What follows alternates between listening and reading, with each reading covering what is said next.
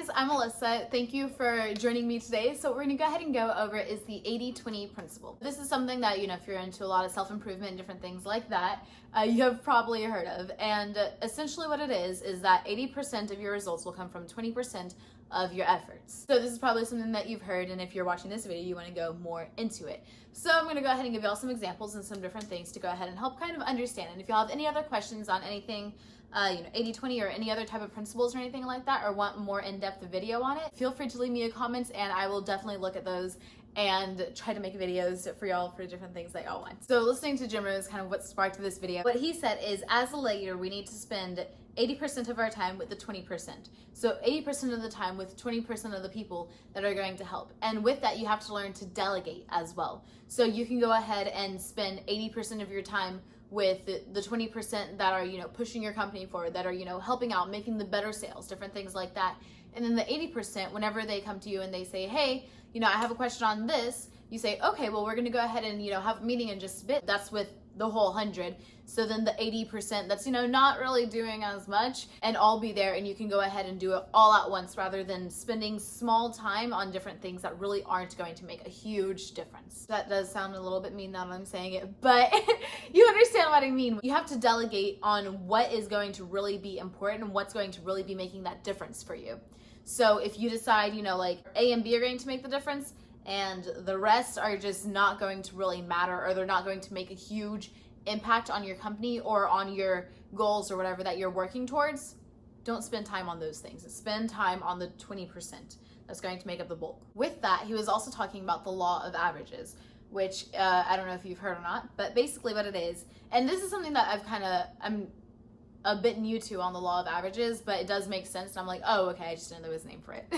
So what it is basically ratios. If you do something often enough, you'll get a ratio of results. So the example Jim Rohn was giving is, if you make 10 phone calls and you get one person to, to sell, then your ratio is 10%.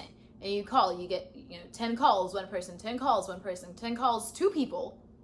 And then you get increasingly better the more you do it. Your ratio will continue to go up. So that's just a little snippet of something. If y'all want to go more into the law of averages, we can do that. But this is more 80-20 focused. Also into, the whole history of the 80-20 principle. So this is how the story goes of the beginning of the law of averages. The farmer noticed that 20% of his pea pods produced 80% of the peas of the crop. And so he was like, oh, well, that's weird. Notice that, 20% of the people owned 80% of the land in Italy and different things like that. And, it doesn't have to be necessarily 80-20. It can be 70-30. It can be 90-10. The small things that you do that make the biggest impact is what you need to focus on to get the majority of the results. This is all really about doing more with less, or realizing what is really the thing that counts to go ahead and help you move forward. So in this, we can actually go ahead and go over different things like goal setting. You can observe what you're doing to push yourself forward in your life with setting goals or journaling. So you can go ahead and focus on what is your 80-20 in your own life with journals or goal setting and different things like that. Take a second to write down 10 goals and we're gonna make it even 10. Decide, all right, well, what are these ones that are going to be the most important? You can even lump some together if you want.